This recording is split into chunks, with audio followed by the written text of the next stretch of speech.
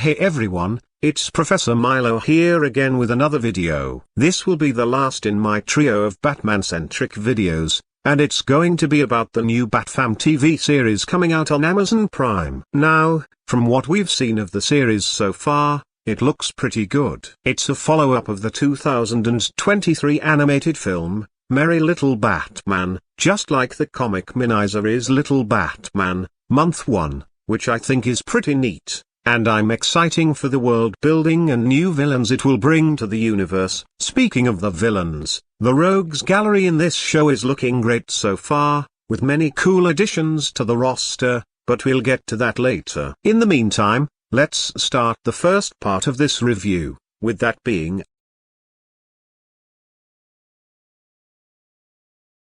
Now obviously, as the series hasn't even been released yet, I don't know much about the plot. However, from what the title and trailer reveal, it will be about the Bat family dynamics in Wayne Manor, as well as them and Batman taking on quite a few villains all at once. I think it's a pretty fun plot for a show, and it certainly has potential. I hope the series does the idea justice and makes the show entertaining for everyone, and not just kids. I'm also curious about the whole tons of villains attacking Gotham randomly thingy, because it seems odd to cram so many villains into the trailer all at once. So I hope there will be a good plot behind it, because if not, then they've pretty much just wasted a bunch of villains they could have developed more easily later in their own episodes. Either way, I'm glad they will be appearing.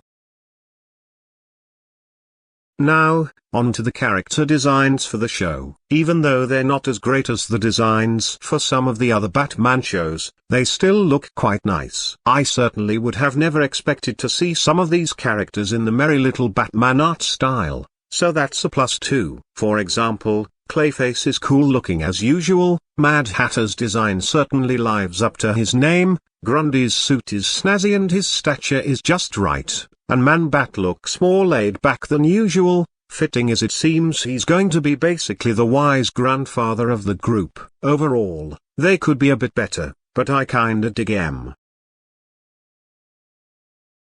The roster of villains for this show so far has been swagged out, with returning classics like Clayface and Mad Hatter, as well as some villains that hasn't been in the limelight for a while like Killer Croc, Killer Moth and Solomon Grundy.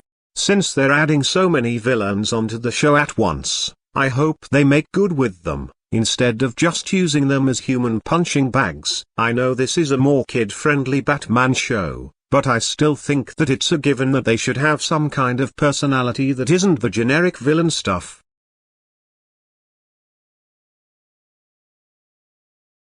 Overall, I think this show is going to be good, a breakaway from the norm filled with fun characters and light-hearted action. I'd recommend this show to anyone wanting a more comedic Batman or just something to watch when they're bored. The show comes out soon as well, so be on the lookout for it. I'll be sure to make another review once the show comes out, and I've gotten an opinion on it. Anyways, that's the official end of my recent Batman media reviews and opinions. So I can finally rest after this. And it's also the end of the video. Sorry in advance for the short run time, but I can't really say much about this show as it hasn't even come out yet. But as always, remember to like, share, and subscribe, and leave a comment. Bye everyone. Now, at last, time to rest after this long trilogy.